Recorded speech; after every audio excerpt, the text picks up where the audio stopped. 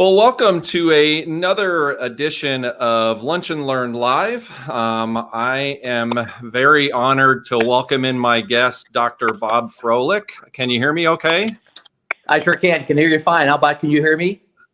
I can hear you just fine. It looks good. So a few things. We had a little bit of technical challenges, but we figured that out. And the second thing that I just realized is that I've had a promotional image out there for about 2 weeks now to have you on the show, and I spelled your last name wrong. So forgot the H in there, but the way I look at it is everyone in the world knows you as Dr. Bob. So if they don't have your last name and you're just Dr. Bob, then but I do apologize. That should not happen. No worries whatsoever. With a long German name like that, it's been ruptured several times. Much worse than that, I can tell you. I bet. Well, I'm excited to have you on here. And as I mentioned to you, the show is sort of a really good look at somebody's career and their life and things that they've learned along the way. And the story that I love to tell with you is I attended the Chicago Executives Club, the Economic Summit a couple of years ago. And I have the attention span of about a 4-year-old. And I was sitting there and obviously it's very fascinating to learn sort of the different ideas that people have. And when you got up there, I was just mesmerized. And I love the way that you presented things. And I'm like, that's somebody that I want to talk to. So I know that we keep talking about grabbing a beer, but we've never done it before. So I'm happy that you're here. I would prefer the beer, but I'll take you up on that. We'll do this first and then we'll do the beer to celebrate this event. We will. We'll do it at the Cliff Dwellers Club up on the top of our building here when it's warm out, not today. That's the deal. Awesome. Well, I did a little bit of research, and so I kind of want to walk through this a little bit with you. Were you born and raised in Pittsburgh?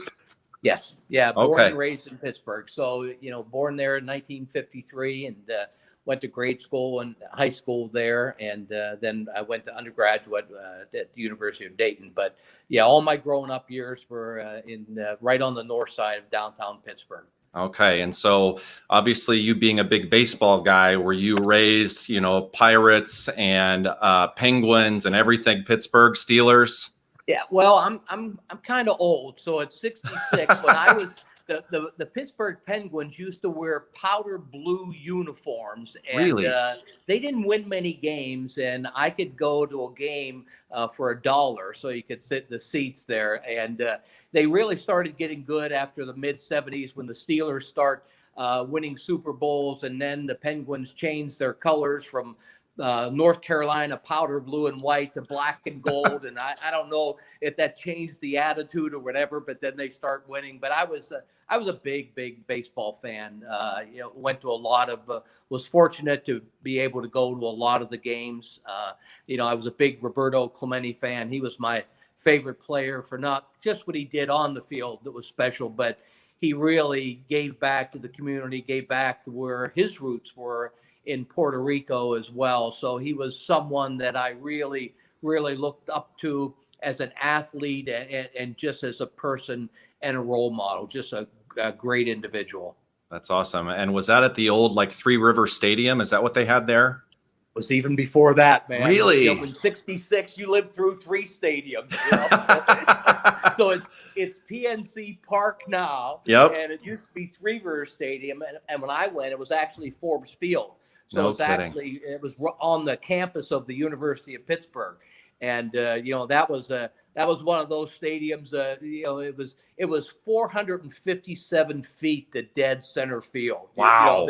So, I mean, you had a hit monster blast. No kidding. Out of there. But I was very fortunate.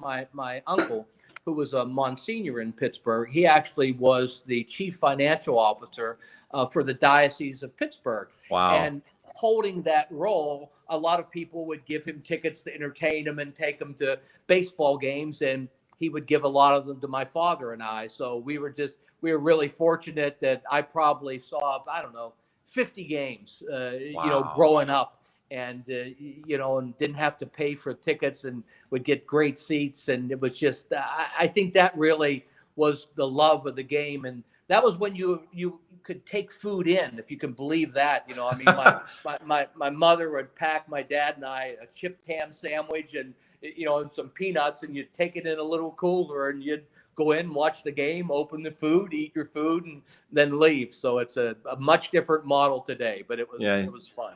You weren't buying $11 hot dogs. No, for $11, I think you could buy half the team. That's awesome. So you mentioned your parents, and I wanted to ask you about that. Growing up in Pittsburgh, what did your parents do as you were growing up? Yeah, well, my mom was a stay-at-home mom, so it was just myself and my older sister. My older sister Marianne, she was 4 years older than me. Okay. And my father, he was a truck driver for a local department store. It's no longer in business now, but it was Gimbel's department store. Sure, I'm familiar with the name.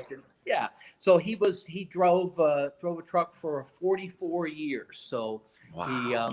his mother and father passed away when he was 15, within a week of each other. And so his brothers helped him forge paperwork so he could join the service at age 16. So he joined the Army at age 16 for 5 years. And then when he came back, he got a job, a local delivery person, and he did that for 44 years. And, in the summertime, because we lived in the district that he would deliver packages with. So in the summertime, he would, I'd have to get up at 9 o'clock in the morning. When you're a kid, summertime, get up at 9 o'clock. Yeah, I said getting up at 3 in the morning, Right. And he would come by at 9 o'clock in the morning, and I would go in the truck with him. And it's probably illegal today if you ever took your son, in a business truck. I can't imagine someone at UPS or FedEx being allowed to take a. You were probably riding in the back too. Yeah, exactly. So he puts me in the truck, and for 3 hours from 9 until noon, I would help him deliver packages. And he said, I want you to see what real work is like. This is what it's like. You need to get an education. You need to make something of yourself. And I want you to see what it's like if you don't have an education and you have a manual labor job like this. And I would work it from 9 until noon. And then he came home and would have lunch, and then I'd get to go play, and then he'd go back to work. But he instilled in me in a very, very subtle way that if you want to get ahead in this world, you really have to get ahead by hard work and education, and just showed me the other side of, how hard he had to work every day, rain or shine. And just, it became a great motivation that there's nothing easy in life. If you want something, you have to work for it. So that had to have been a really important time in your life to see that. I was going to ask sort of about the Pittsburgh mentality, the Steel City, the blue collar hard worker. Was that what he was instilling in you, that piece? Oh, clearly it was, and it was, I mean, I was in first grade, and he said, you're helping me deliver these packages. This is what hard work is about, and he said, That's you're amazing. Not just going to lay around in the summer. And I was so fortunate, not only for my mother and father instilling that, but I was one of the lucky ones that got to work in the steel mills. And it was a coveted job. And I was just really, I was a lucky individual that I went to high school with someone whose father had a really good job at U.S. Steel. And he was able to get several of us jobs in the summertime. And wow. So when I would come back from college, I would work a 12-hour shift, so I was working 12 at noon to 12 in the morning. And so it was, and it was such a tight-knit group of people. I had a network that I think the people on my shift at U.S. Steel and McKees Rocks were harder on me than my parents were at school. I was the first in my family to go to college. And so my parents were very supportive, but also, just said, do the best you can do. We're very proud of you. Yep. That wasn't the message I got from the guys at the steel mill. It was, you better not screw up. You better not show up here for a living. I don't want to see you in this steel mill. You have an opportunity. You better not blow it. And, so it was an interesting network. I mean, and they were so self-deprecating. They said, look at us. We're working 12-hour shifts. And after the shift, we'd go and have a beer. And and they said, this is not the life that God put you here for. You got an opportunity to go to college and make something of yourself, and you dang well better do it. So That's amazing. it was different that they recognized that I had an opportunity, and they were going to make sure that they helped motivate me not to blow that opportunity. Yeah, and I think a lot of times with coaches or people like that, hearing it from them is different than hearing it from your parents. It really was. I mean, look, we would start a shift at 12 noon and end it at midnight. And we would show up at 11 a.m. though, because everyone on the shift would meet at a little beer garden right outside of work, and everyone would have one beer with one raw egg inside it, and we all chugged it. And that was a Pittsburgh tradition. And Yep. we chugged the beer with a raw egg in it, and then would walk in and would go to work for 12 hours. And after work, we'd all go back to the same bar. Everyone would have one beer or two beers. Some would have more. Go home, you go to bed. Do it all over again. It was family, and it's just, they didn't even have to say. They said, this is not the life that you want. You've got a chance not to do this. They said, we didn't have that chance that you have. So you just can't blow it. And it really was, it was a great motivator for me to see the other side and see how hard they worked and how much they cared about someone else that was not related to them whatsoever, but to try to send a message and let them know you've got a unique opportunity to do something. Just make sure you do it. Don't blow it. Yeah, exactly. Did you play baseball in high school? I did. Yeah, I was very fortunate. I played high school ball for 4 years, and it was my sport. So I played it, Little League, Pony League, Colt League, you name it. It was I lived and breathed it. I was very, very fortunate in Pittsburgh. We had independent minor league teams there as well. So I played 2 years of independent minor league ball, which means the team that you're on is not affiliated with a major league team, but it's an independent team that you can draw upon. Art Howe actually played on the team that I was on at the same time. Really? Wow. I knew that if I didn't do anything else, I could always be a baseball scout, because I don't want to make fun of baseball scouts, but I got to tell you, it might be the easiest job in the world. They just don't watch baseball. We had a 25-person roster on our minor league independent league team, and there were 24 of us, and we were here, and there was Art Howe, and he was there, and every single one of us knew it. You didn't have to be a baseball scout, and it was so amazing to me, because Art Howe was one of the greatest players that ever came through that independent minor league system in Pittsburgh. And he went on to be, a mediocre player at the major league level, a great manager, a great manager. But, the statistics, you'd call him a mediocre player. And it just put in perspective to me that pyramid of making it in Major League Baseball is just so mind-boggling what it takes to get there. And it was fun. I enjoyed it. I loved the game. Some injuries cut my career short, but it's life. It happens.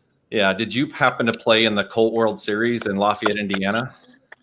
No, I did not. Okay. I'm from there, so when you said Colt League, I had to ask about it. So yeah. Cool. I played Colt League ball in Pittsburgh, but we never made it to and nor our little league teams didn't make it to the World Series. But it was my sport, my fun. I blew my knee out. Actually, I was going to University of Dayton to play baseball, and so I had a scholarship to go to Dayton, and the very last game before I was going away to college. Man. So if you can picture this. So I was fortunate, because in the semi-pro, if you want to keep your college eligibility, you can't be paid.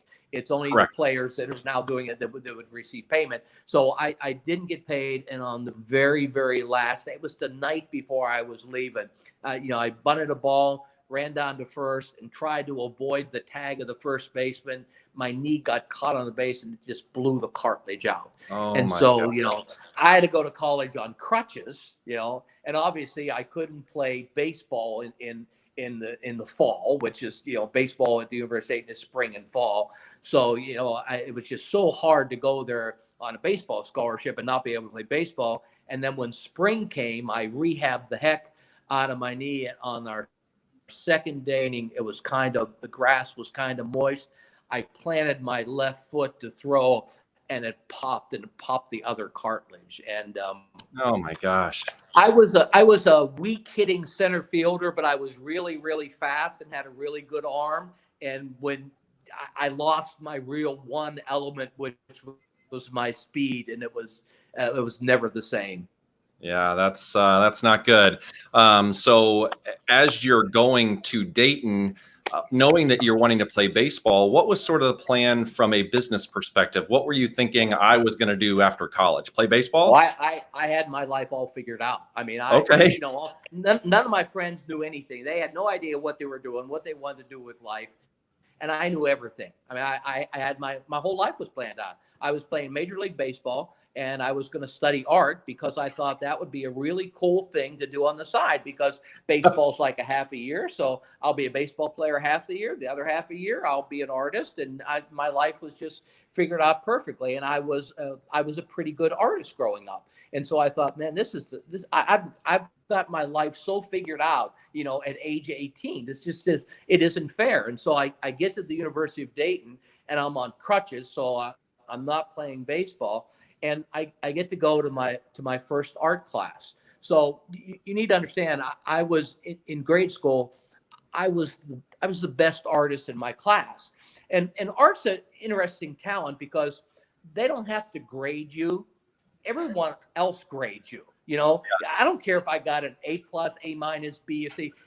When you're done with a piece of art, everyone knows that, wow, that guy's, I was the best one in my grade school. Yep. And everyone knew it. And I was the best artist in my high school. I designed covers for yearbook. I mean, I was very, very talented.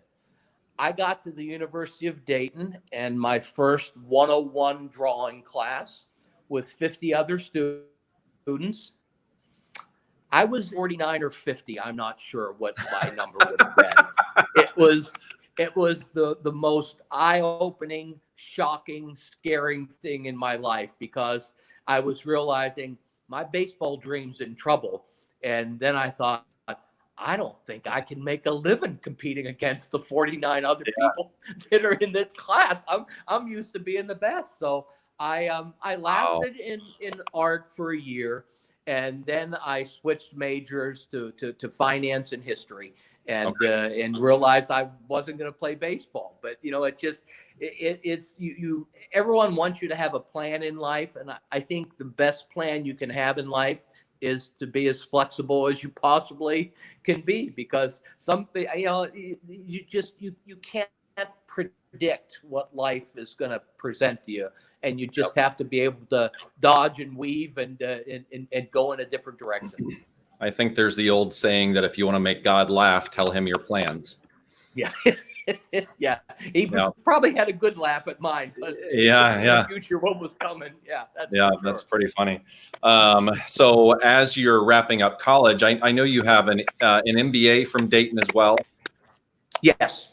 Okay, and did you stay right after your bachelor's? I did. I stayed. It actually was for political science, so it's a Master of Public Administration. So it's the business side of government, if you got it. Because as I was going through history classes and political science classes, the political bug really bit me, and I really was quite interested in that side of the business, and thought that would be a fun area to work into. And so I really that's really where my business career began, in local government. So I had a job at the city of Dayton in local government, and I was a budget analyst working for the police department, water and sewer department. But I was very fortunate. I got a couple really big breaks early in my career, because I was willing to do a job that a lot of other people weren't. So I'm like 24 years old, and I'm working for the city of Dayton, and I get an opportunity. A headhunter calls. They said, we're looking for someone to be a chief financial officer. And we know you have do a lot of the budget work. Would you be interested? Come on, I'm 24, chief financial officer. I thought I'd be there at age 40. I Right. said absolutely, positively. I said, well, why would you pick me out? And they said, well, we are having trouble filling the position. It's at a sanitary district, and you'd actually be working in the sanitary department on site at the solid waste facility. And so not a lot of people are interested in taking that job. Well, I took it. It was an opportunity for me to be a chief financial officer. Yeah. And and I went to the sanitary plant every day to work, but I went to the work with the title of CFO. Yep. And I got a lot of experience that way. We issued some bonds for issuing debt, and so it got to do all kinds of things that my life so changed because the thing that happened next. So I took the job that no one else wanted to take, because they just don't want to work in a sanitary sewer system. And I said, I'll take that job. And so my next career move was my biggest career changer, changed my life completely. So I'm now like 2.5 years into 3 years into working in the sanitary sewer system, but as CFO. Keep in mind, I didn't tell people where I worked. I just told them I was CFO. That works. You don't need to know where I work. I'm the CFO. Right. That's all you CFO. need. So, yeah. So I get a call from a national headhunter saying that we have an opportunity for a city administrator, that soon to be city manager, because the city is going to be a chartered city. And at that point, I was like 27, 28. And they said, we wondered if you were interested in interviewing for the job. And so first of all, I said, who is this? Because I'm thinking this has got to be one. Because you're not calling me at age 27 when all I've done is work in a sanitary district, and you want me to interview. I said, who is this? And they said, no, we're a headhunter for the city of Beaver Creek. It's a city of 33,000 people right outside of Dayton, and we think you'd be a great fit. And I said, well, you've never met me. You don't have my resume. What makes you think I would be a great fit? Why would you even reach out to me to do this? And he said, well, there's two things. They said, we know you work at the sanitary district and you're the chief financial officer. And the number one priority of the city of Beaver Creek is they want to take back their water and sewer system from the county and run it in the city. And we can't find a lot of people that really understand the water and sewer districts in Ohio. So you have an interesting experience that they're interested in. And they said, the second thing is, we have offered the job to 5 other people, and they all declined because the city couldn't pay them enough. And we realized that if you're working in a water and sewer plant, you're probably not making very much. So we're thinking this might be a good fit for both of us. And I ended up getting the job. And I got the job because I was a low cost person at that point, early in my career. And I actually understood the water and sewer district laws of Ohio and how to work them. And, and that just, and so, I, at that point, became the youngest city manager ever in the state of Ohio. So I was 27 and a half years old, and the charter went as city manager. So I mean, think about that. So I'm just about turning 28. I get to hire police chief. I get to hire the fire chief. I get to decide where the parks go. I mean, it was mind boggling. I mean, I never worked so hard in my life. I mean, building something is, it's invigorating, but it's also nonstop. It was, I was there for almost 5 years, and I felt like I was there for 25 years of my life. It was just, just always something, but very, very, very cool to do, to be able to create. I got to create a city. That's just kind of a fun thing to do. That's amazing. So how did the city administrative work parlay into the financial services area that you got into? Yeah.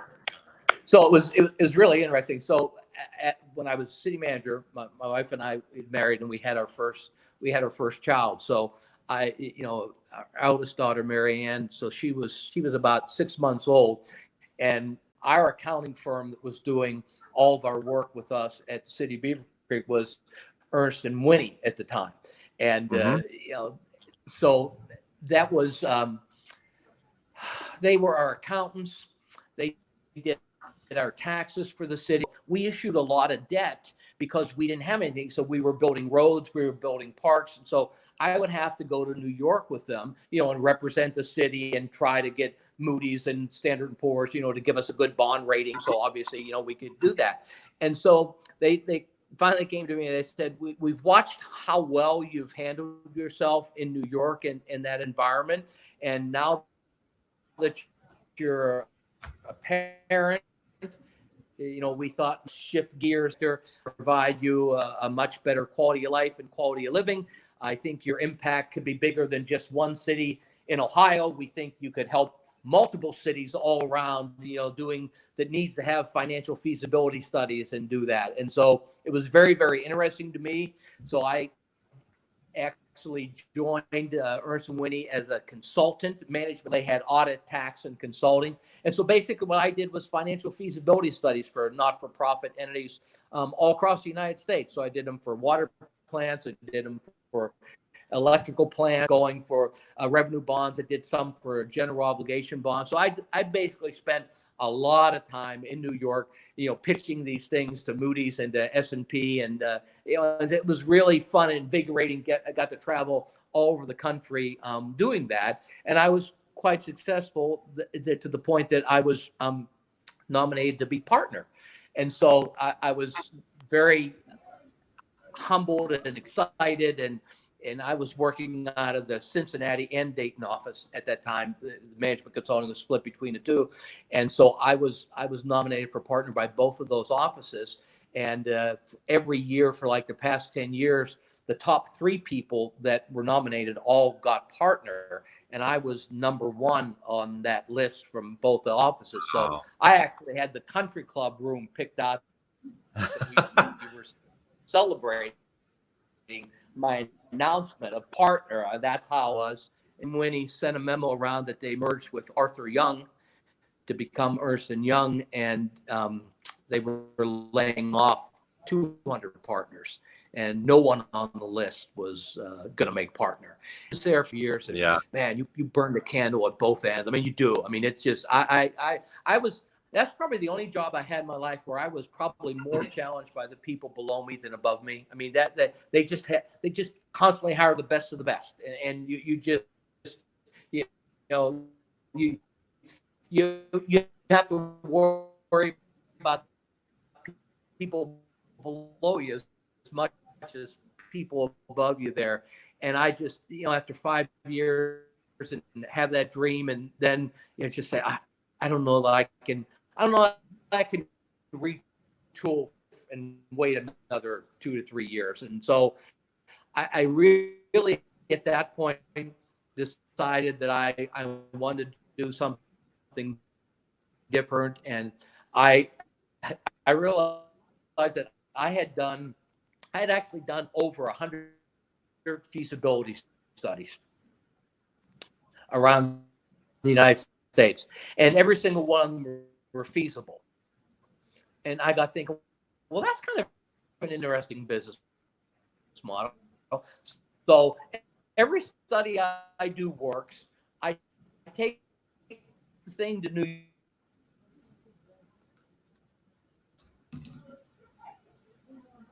Oh, hold on a second here.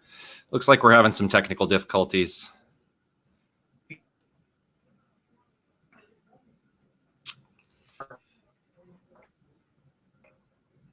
And every time I present it, they're all amazed that this works. And I said, I would really like to sit on the other side, and I would like to be the invested in told them in Cincinnati. Oh. So we are having technical difficulties.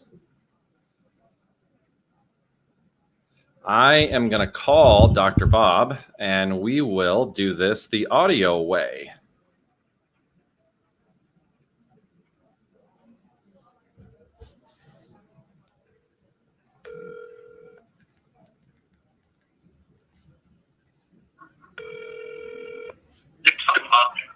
I lost you. I don't know what happened. I am going to just conduct this over the phone, and I've got you held up to the microphone, so we can do it this way. Okay, that's super. So where did I lose you at? I'm sorry. It was breaking up over the last minute or so. Okay, so basically, when I realized I wasn't going to be a partner, for a couple of years, I really wanted to get into what I'll call the buy side of the business on Wall Street. It's just the reality that not all these projects can be feasible. There's got to be opportunity there. And so when I told Ernst & Young that that's what I wanted to do, that they wanted me to take a job with one of their clients. And so I interviewed with a firm called Caesar Mayer in Cincinnati. I got a job offer there. I interviewed with a firm called Tucker Anthony in Boston, got a job offer there. And so I was trying to decide, do we stay in Cincinnati? Do we go to Boston? And I was reading the Wall Street Journal, and there was an ad from Van Camp and Merritt in Chicago for a head of municipal research. I didn't know anyone at Van Camp, and honestly never even heard of the firm. I wrote a handwritten letter to their chairman and told him my story. I said, look, I used to be a city manager. I know a lot about municipal government. I know a lot about financial feasibility studies. I've got 2 job offers, and I'd be very interested in seeing what you have to say if we'd be a good fit. And so I got a phone call back from Jack Merritt, who said, I never received a handwritten note from anyone that already had 2 jobs in their pocket and were telling me that I better offer one. And he said, I'll fly you up to Chicago and see what you're made of. So he flew me up to Chicago. We went out to lunch, and he offered me the job on the spot. And so that started my career from the Wall Street perspective, getting a chance to run the municipal research group at Van Campen. And it was interesting because at that time, some of the really controversial issues in municipal bonds, if there is such a thing, was when Denver was building their airport. Well, the Denver airport was actually backed by the full faith and credit of United Airlines and American Airlines. And so all of a sudden I wasn't a municipal person. I was an equity person, because at the end of the day, the only way you would buy those bonds if you understood what was going on with the United Airlines and American Airlines. And it got me the opportunity to show Van Campen, in addition to understanding the bond department, understanding municipal bonds, that I had a very, very good understanding of equities and equity companies, and which ones are good and which ones are bad. And it enabled me to grow from municipal research to fixed income research to equities to then get into the role that I really had the best time of my career, and that's when I ran the investment committee for Van Campen. So I became their chief investment strategist, had the opportunity to meet with a lot of financial advisors, all around the country, all around the world, talking about the markets and talking about what to look for and talking about what to avoid. And so it was just a great opportunity for me that once that door opened on the municipal side, that I was able to parlay that into really getting into the equity side of the business, which is a fun side to be in. Very, very cool. Was there anybody, as you're going on this journey, and I mean, it's amazing to go from the CFO of the city to the, city planner and those types of things. Was there anybody along the way that really mentored you, that gave you some things that you still carry with your career right now? I was very fortunate that the head of the sanitary sewer district was a gentleman by the name of Tom Sagers, and he was a fascinating individual because he was a military chaplain. So he was a very very, very religious man, and a great manager of people. So he was a civil engineer by trade. Served 10 years in the Army as a chaplain, and just he had such a unique perspective on life and on people, and he was a constant supporter of mine. That it was he who instilled. He said it doesn't matter that you're working for a sanitary department. What matters is you're responsible for the entire financial operations here. You're the chief financial officer, and sort of never forget that. You don't have to be ashamed of where you're working. It's what you're doing that's going to determine your success. And I always kept that with me, that the organization that you're at is not as important as what you're doing.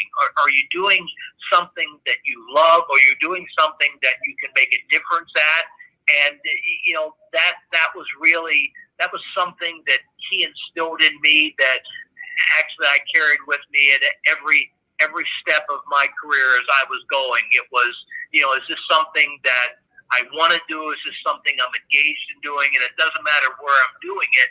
It just matters that it's something that I enjoy doing. And is it something that I can add some value when I'm doing it? Very cool. So being a person that really appreciates branding and continuing to have your brand, how did you become, and I'm doing air quotes, Dr. Bob? Yeah. Well, I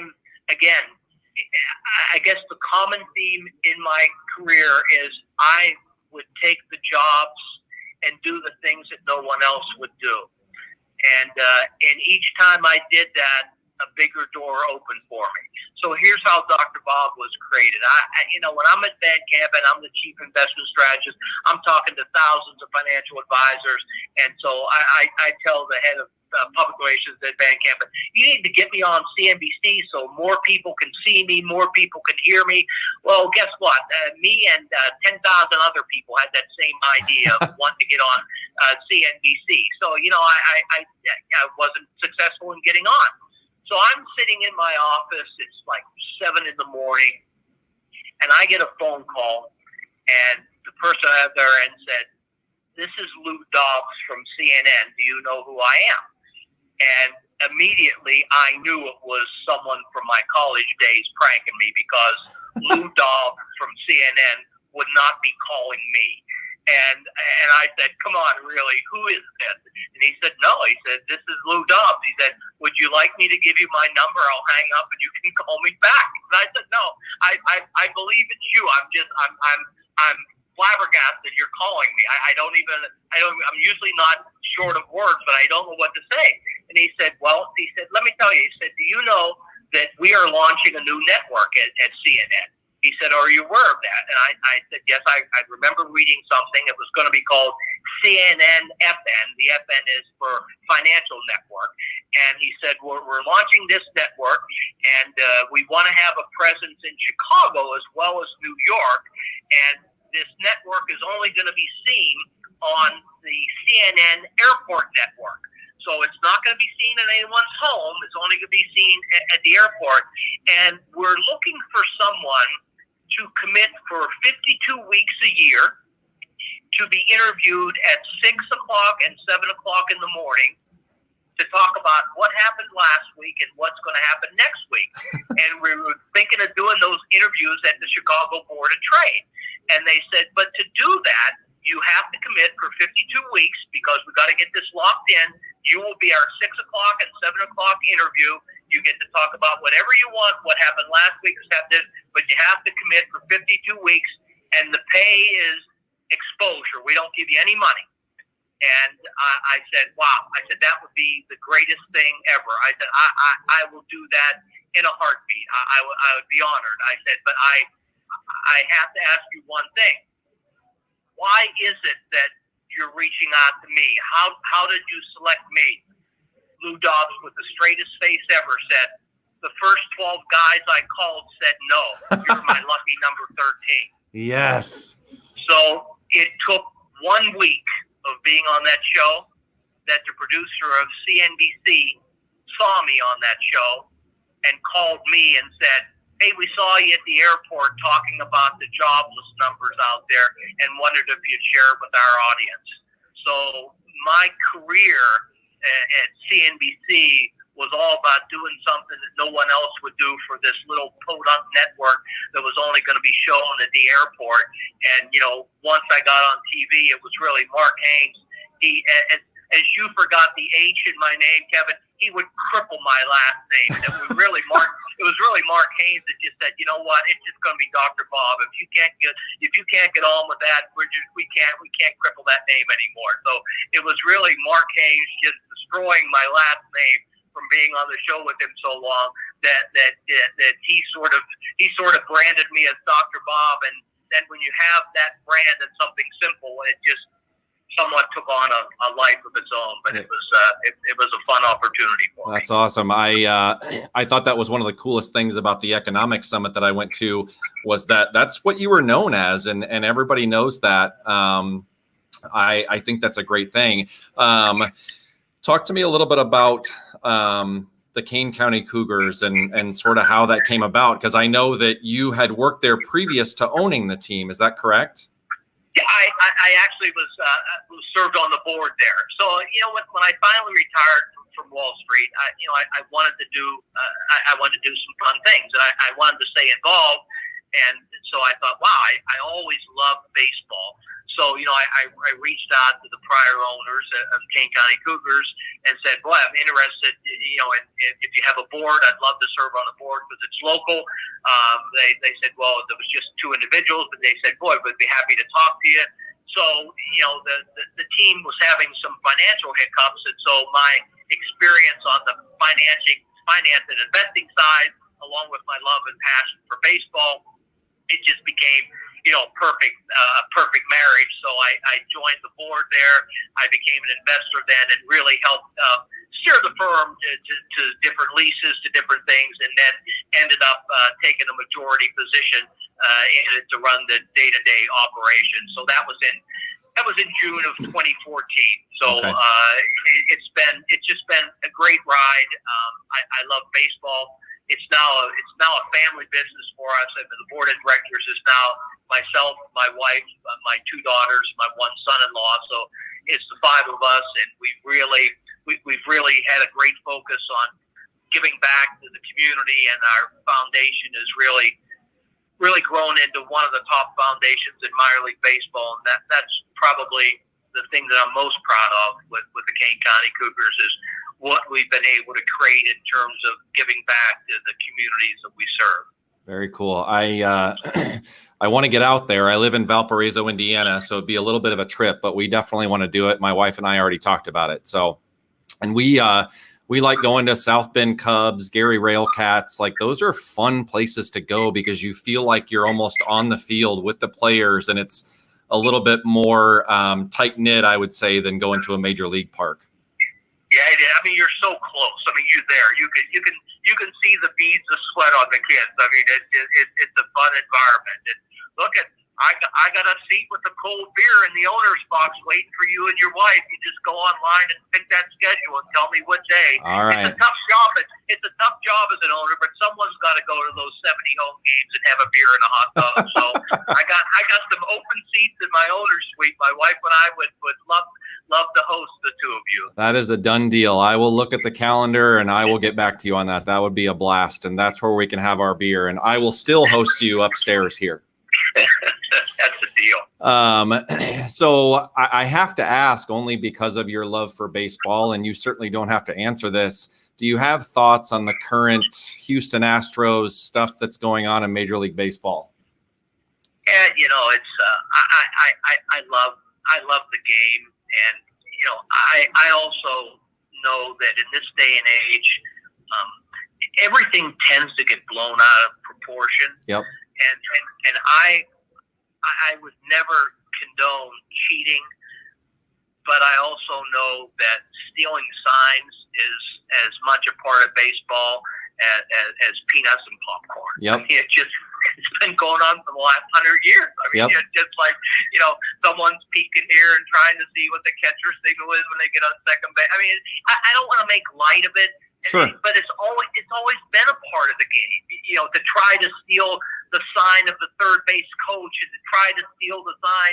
But now with technology and the advancements and the way the signs were being stolen, it just didn't seem as innocent as it was for the last 50 years. And so it's kind of sad. It's got to that point, and I think it's a testimony that technology in the wrong people's hands can end up doing the wrong things. Yep.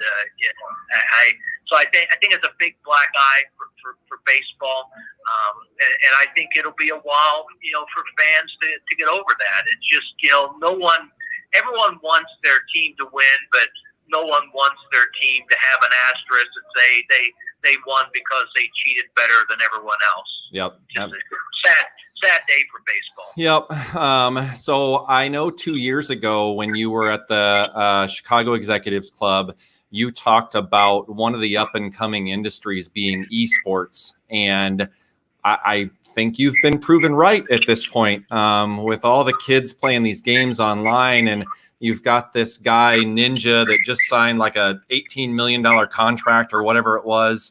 I mean, I think that's coming to fruition at this point. Are you seeing that as well? Yeah, it is. I mean, it was, you could see it coming. It was the blending of all the video games and the blending that you can blend sport along into that. And it hasn't been as great an opportunity to invest. It's quite fascinating. It has become an industry into its own. I mean, it clearly is an industry, but the barriers to entry are still so low that the winners and losers in terms of how someone could actually make money off of esports and gaming hasn't been determined. But boy, the industry itself has certainly exploded in, quite frankly, a much faster way than I even thought it was going to a couple of years ago. Yeah.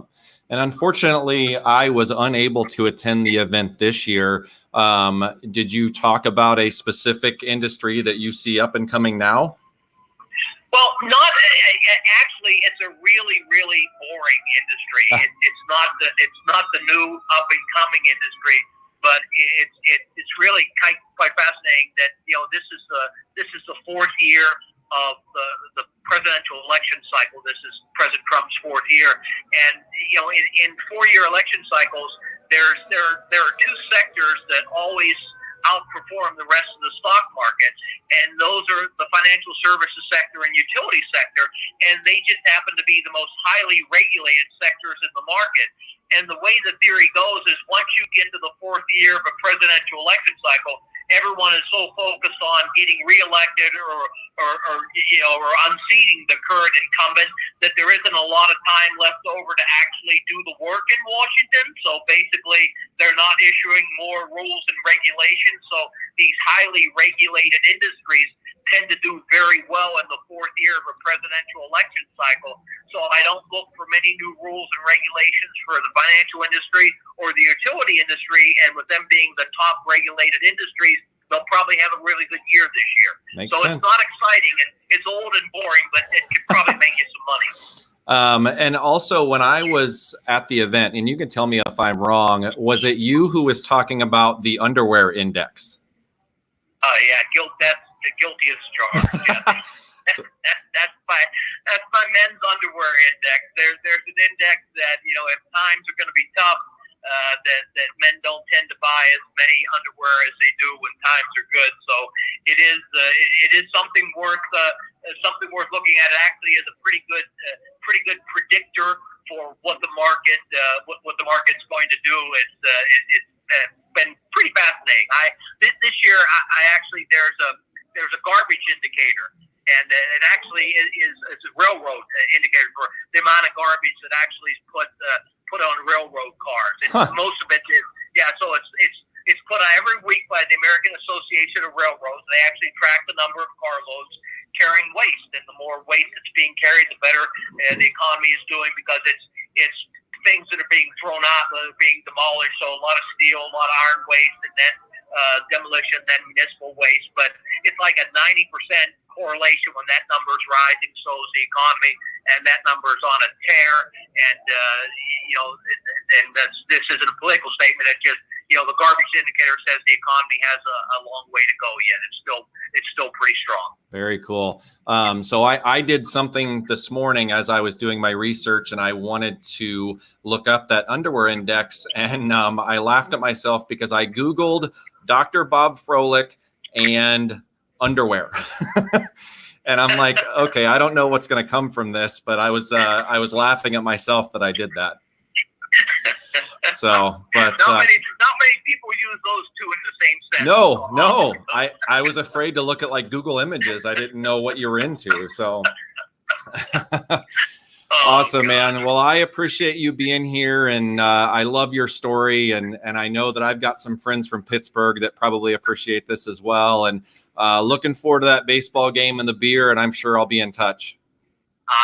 Thanks so much for doing this. Sorry for the technical problems. That's what happens when you're interviewing someone who's 66 and grew up when computers weren't in place yet. But I promise to get better next time. And I want you and your wife to come on. My wife and I want to host you at one of the games this summer. All right, sounds good. Thanks, Dr. Bob. Oh, take care. Have a good day. Bye-bye. All right. So technical difficulties, always fun. I had some trouble at the beginning there, and Dr. Bob had to use his phone, and it's better on a laptop. So that was a interesting story. I love hearing about just the way that people come up within their organizations. And the takeaway for me on that was do jobs that other people don't want to do, because it's going to turn into other things. So I love that aspect of it.